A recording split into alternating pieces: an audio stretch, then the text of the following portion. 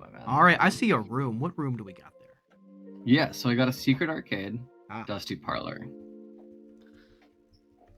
and then an Ondu Spiritdancer. Oh boy. As well. Yeah. And what was the last one? Or does it matter? It doesn't really matter. Well, he's usually just my drain effect if the combo.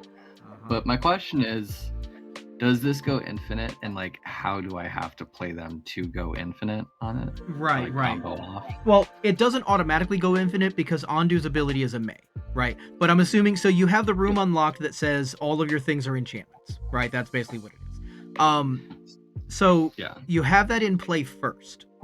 Okay. And then you have the Ondu Spiritdancer in hand or wherever you're going to cast it from or anything like that. It enters the battlefield. Now, static abilities like that are on that room that says, all of your permanents are this thing, right? Like that's not a trigger that happens after the fact. It doesn't see something enter and then make it the thing that it says, right? It will, it's just the moment that object touches the battlefield, it is being affected by that static ability. So what's happening is Ondu Spiritdancer will enter as an enchantment. And because it doesn't say whenever another enchantment enters the battlefield, it just says whenever an enchantment, it will see itself enter as an enchantment.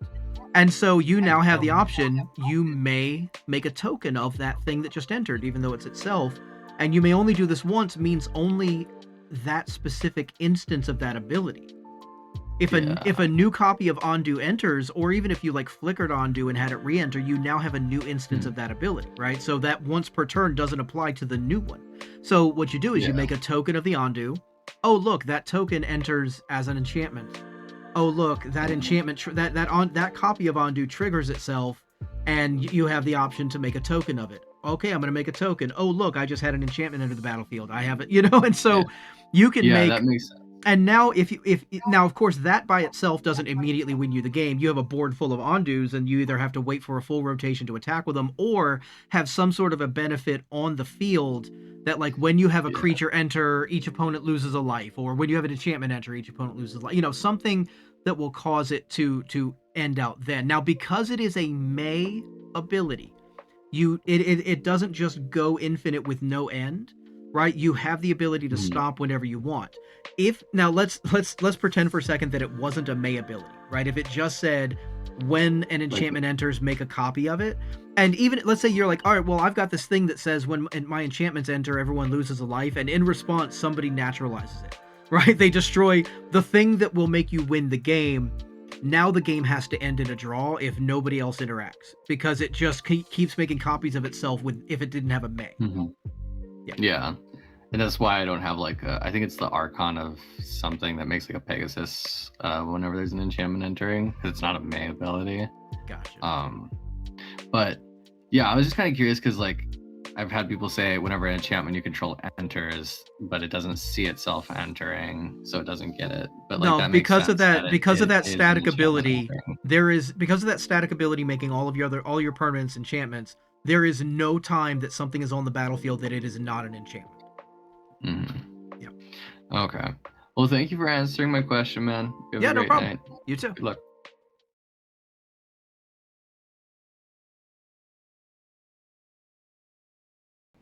So I have a changeling deck, or building a changeling deck. Sure. And I'm wondering how it works if, say, there's a board wipe that specifies something like a creature type. Sure. So go ahead. Well, I was going to say, so I know they're every creature type at all times, right? So I'm assuming it would destroy them. So it depends on how the creature type is worded, right? So, like, for example, if something says destroy all non-elf creatures, for example, right? If in that instance non-elf doesn't mean that it contains a creature type other than elf. It means that elf is not one of its creature types. So that board wipe would not destroy changelings because changelings are not non-elves. Gotcha. Yeah. Okay, because I'm looking at some ones that board wipes that say destroy all non-demon creatures or whatever, right? Right. Okay. Right. So again, if it says non-demon, it doesn't mean creatures that contain a creature type other than demon. It means creatures that do not contain the demon creature type. Okay. Yep.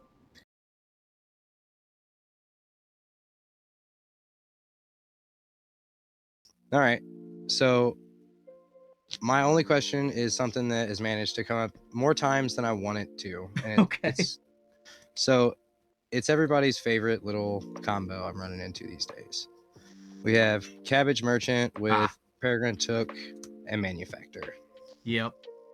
Throw in a couple little spicy pieces like Delny, Prize Pig, and Vending Machine or something like that. Sure. But none of those are really as important as so imagine we have all three of these guys on the board. Okay. Somebody casts a non-creature spell. Yep. So am I correct in thinking that they cast a non-creature spell? I get to trigger. Replacement effect number 1 applies to this scenario, and then replacement effect number 2 applies to this scenario. Because I am the person controlling these things, I get to choose the order of which they apply. Is that correct? So you're correct, but not for the exact reason that you're correct. So Cabbage Merchant triggers, right? So you and I are playing. I play a Rampant Growth. Oh, look, I cast a non-creature spell. Cabbage Merchant triggers, says, hey, make a food, right? And then both Academy Manufactor and Peregrin Took see that game event of making a food, and they both want to replace something about that effect. Now, because it has nothing to do with the fact that you control the sources of the replacement effects. It's that you are the player or the controller of the object being affected. So okay, yeah. So for example, if I had an enchantment, I forget the name of it now off the top of my head, but it's like an enchantment that says basically everybody gets to double their token generation. You know, even though I control this replacement effect and you control those replacement effects, you are the affected player. You get to decide the order in which they apply. So you are correct. If you want the most tokens, you can apply Peregrin Took first, changing the 1 food into 2 foods, and then apply Academy Manufactor, changing the 2 foods into 2 clues, 2 foods, 2 treasures. Yes. Okay.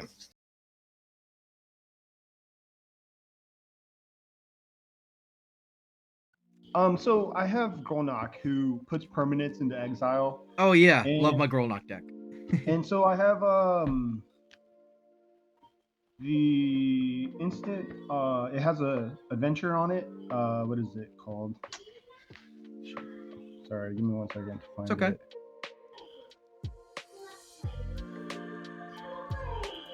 I can cast it for its instant, and it'll bounce a non-land permanent to its owner's hand. Right. Okay, I think it's one of the fairies, isn't it? Yeah, it's a fairy, exactly. Yeah. Okay. Just drawing a blank at the moment. Well, anyways, here it is. Brazen Borrower. There we go. Right. And then we have Lear, Disciple of the Drown, right? So I run Lear, Disciple of the Drown in the deck. I also run Grolnok. This gets milled. It goes to exile. I can cast the instant from exile, right, with Grolnok, because it's a permanent at that point. And yeah. So you mill or do whatever the fairy into the graveyard. Grolnok triggers and sends it into exile. Now, because it's a permanent in the graveyard. You're absolutely correct.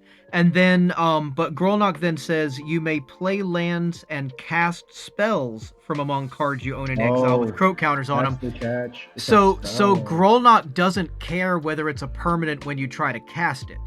So you can cast it for the adventure from exile with Grolnok's permission, and then send it back to exile with the adventure, and then cast it as the fairy from exile at a later point. Yes. Gotcha. Perfect. Yeah.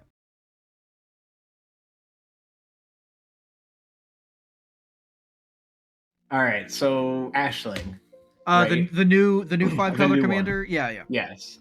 So hold on, let me see if I can pull it up. So Ashling doubling season.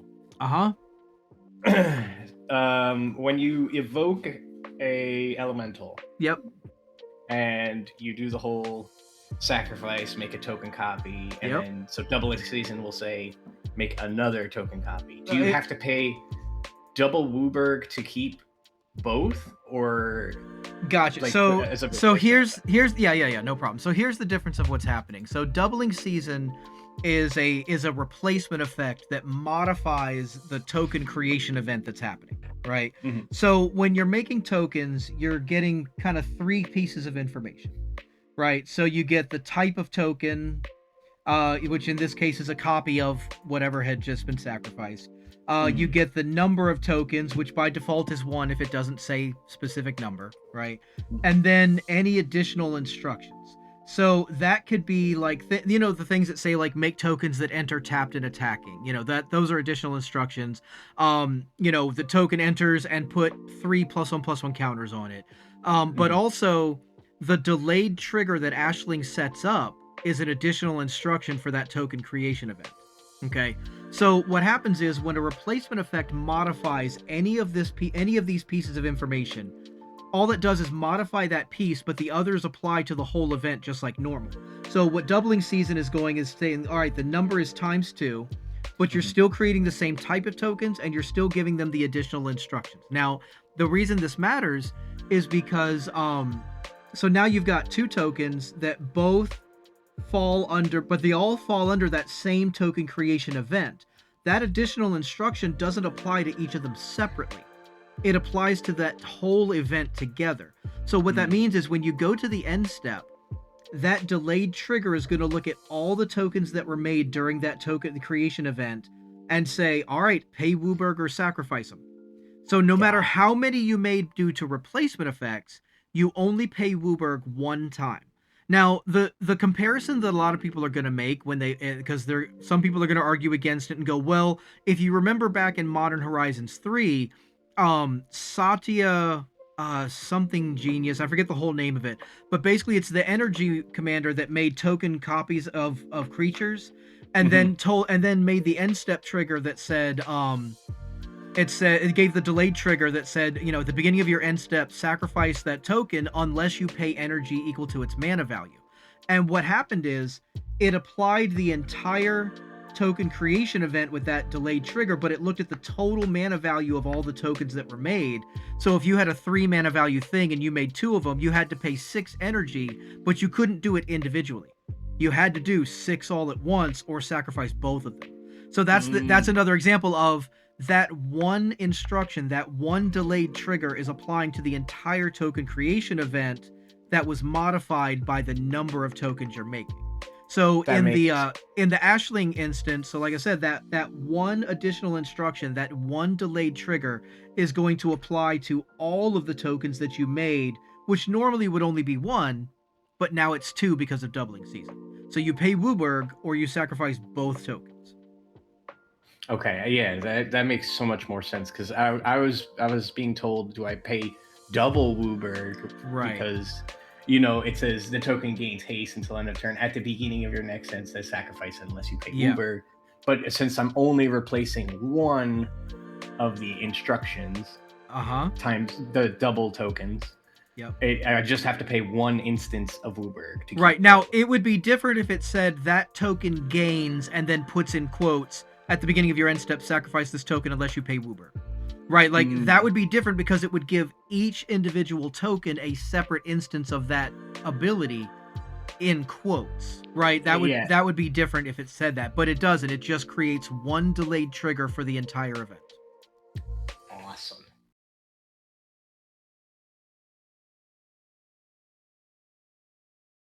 So you can evoke, because evoke is replacing casting. Well, it's not. Correct. It's not replacing casting. Like, it's not an ability that puts it on the battlefield. It's an alternate casting cost. So Ashling gives an evoke cost to an elemental that either already has one normally or doesn't have one at all.